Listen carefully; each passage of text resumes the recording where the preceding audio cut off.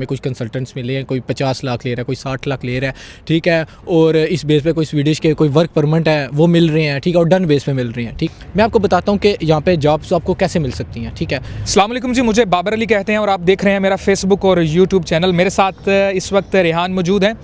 एक बड़ा ही अहम मसला है कि यहाँ पर जब से स्टूडेंट्स के लिए या वर्क परमिट के लिए जो रिक्वायरमेंट्स हैं, जो सैलरी रिक्वायरमेंट्स हैं, वो जब से बढ़ा दी गई हैं, यहाँ पर क्या हालात हैं और आने वाले स्टूडेंट्स के लिए यहाँ पर जॉब्स की क्या अपॉर्चुनिटी है। और इसके अलावा बहुत सारे सवाल हैं जो स्पेशली आने वाले स्टूडेंट्स के लिए है। तो ये वीडियो आप सेव कर लें और आने वाले जो जितने भी स्टूडेंट्स हैं यहाँ पर स्वीडन, इस वीडियो को सेव कर लें या फिर आप उनको फॉरवर्ड भी कर सकते हैं ताकि उनकी भलाई हो सके। अस्सलाम वालेकुम जी। वालेकुम सलाम। कैसे हैं आप? अल्हम्दुलिल्लाह मैं ठीक, आप सुनाएं। अल्हम्दुलिल्लाह। रेहान भाई, मुझे ये बताइए कि सैलरी रिक्वायरमेंट आपको पता है क्योंकि अभी बढ़ गई है वर्क परमिट के लिए, और अब वर्क परमिट अप्लाई करने के लिए आपको जो है वो 13,000 की बजाय 28,000 समथिंग आपको चाहिए होता है। इस बारे में थोड़ा सा बताइए क्या मामला है। सबसे पहले मैं आपको ये बताता चलूँ कि जब भी हम पाकिस्तान से आते हैं ना, तो हमारे दो ही मकसद होते हैं। एक तो मतलब जिस भी यूरोपियन कंट्री में आते हैं उसकी नेशनलिटी मिल जाए, और दूसरा ये कि अच्छे हाथ से पैसे कमा लें, ठीक है। और जब मैं आया था स्वीडन 2022 में, तब यहाँ पे सैलरी रिक्वायरमेंट होती थी 13,500 समथिंग, ठीक है। लेकिन फिर आस्ता आस्ता ना इन्होंने हर साल ना इंक्रीज़ की। नेक्स्ट ईयर इन्होंने 26,000 कर दी, फिर 27, फिर अब जो करंटली चल रही है ना वो 28,480 है, ठीक है, स्वीडिश क्राउन, जो कि पाकिस्तानी 7,20,000 या इतने बनते हैं, ठीक है। ये बिफोर टैक्स है, ठीक है। और जो भी दोस्त अहबाब जो वर्क परमिट वीज़ा लेना चाहते हैं उनके लिए ज़रूरी है कि वो जॉब लें जो कि इस सैलरी को मीट कर रही हो, ठीक है। अदरवाइज़ आप वर्क परमिट के लिए एलिजिबल नहीं है। पाकिस्तान में जब हम हुआ करते थे तो वहाँ पर स्टूडेंट्स हमें कुछ और बताते थे कि भाई आप यहाँ पर आ जाएं, यहाँ पर बहुत सारी जॉब्स हैं और ये वो सब कुछ तो हकीकत क्या है यहाँ पर, उस बारे में बताइएगा। अच्छा, पाकिस्तान में की आपने बात की है तो मैं ख़ुद भी, मेरे भी दोस्त अहबाब मुझे कांटेक्ट करते रहते हैं। वो कहते हैं जी यार, ये हमें कुछ कंसल्टेंट्स मिले हैं, कोई 50 लाख ले रहा है, कोई 60 लाख ले रहा है, ठीक है। और इस बेस पे कोई स्वीडिश के कोई वर्क परमिट है वो मिल रहे हैं, ठीक है, और डन बेस पे मिल रही हैं, ठीक है। मुझे नहीं पता वो किधर से वो डन बेस वगैरह निकाल के लेके आ रहे हैं। मैं स्वीडन में रह रहा हूँ, आप भी स्वीडन में रह रहे हैं, ठीक है। आप भी स्वीडिश मार्केट को अंडरस्टैंड करते हैं, मैं भी अंडरस्टैंड कर रहा हूँ, ठीक है।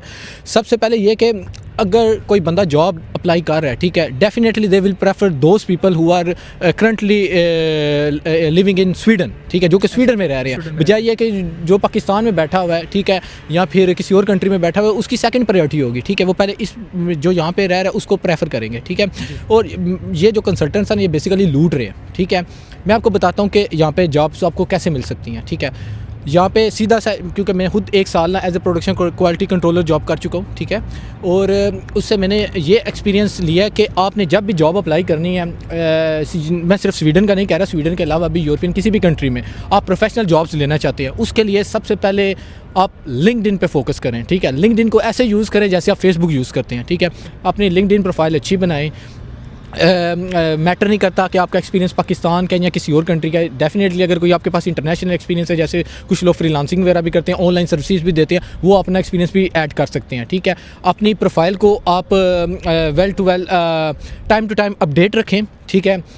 अच्छी प्रोफाइल पिक्चर लगाएं, ठीक है।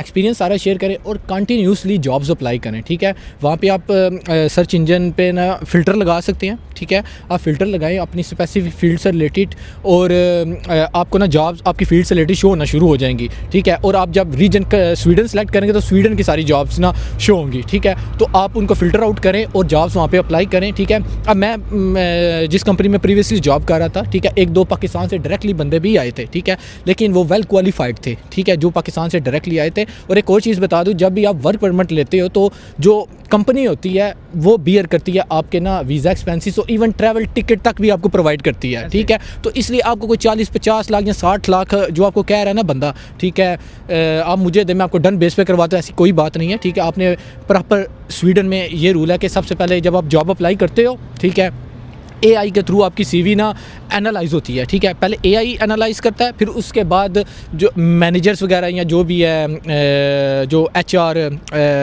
टीम के मेंबर्स होते हैं वो आपकी CV एनालाइज करते हैं, आपसे कांटेक्ट करते हैं। पहले एक ऑडियो इंटरव्यू होता है, ठीक है, या फिर कुछ कंपनीज़ की रिक्वायरमेंट होती है एक छोटा सा ना पर्सनैलिटी टेस्ट, और या फिर आपकी कह लें कि एजुकेशन से रिलेटेड या कोई ना कोई एक टेस्ट होता है, ठीक है। अब वो पास करते हो, फिर उसके बाद आपको वीडियो इंटरव्यू के लिए कॉल की जाती है। अब वीडियो इंटरव्यू पास करते हो, फिर उसके बाद आपकी हायरिंग होती है, ये सारा प्रोसेस होता है, ठीक है। और एक और चीज़ सबसे जो इम्पोर्टेंट है, ठीक है, आप लैंग्वेज सीखो, ठीक है। मोस्टली इवन आप, मैं कहता हूँ कि आप, मेरे बहुत सारे दोस्त हैं, इवन मैं भी, अगर मैं 100 जॉब्स अप्लाई कर रहा हूँ ना, ठीक है, 80 जॉब्स की जो प्रायोरिटी होगी ना, ठीक है, वो उस बंदे को प्रेफर करेंगे जिस बंदे को लैंग्वेज आती है, ठीक है। तो इसलिए कोशिश ये होनी चाहिए कि जब भी आप आते हो, स्वीडन आते हो, स्पेन आते हो, इटली आते हो, किसी भी कंट्री में आते हो, ठीक है, कामयाब होना चाहते हो, जॉब्स लेना चाहते हो या बिज़नेस भी करना चाहते हो, इवन बिज़नेस भी आप करना चाहते हो, उसके लिए भी मेन रिक्वायरमेंट आपकी लैंग्वेज है, ठीक है। तो स्टार्ट से ही अपने आप को ना ग्रो अप करना शुरू कर दो और लैंग्वेज सीखना शुरू कर दो।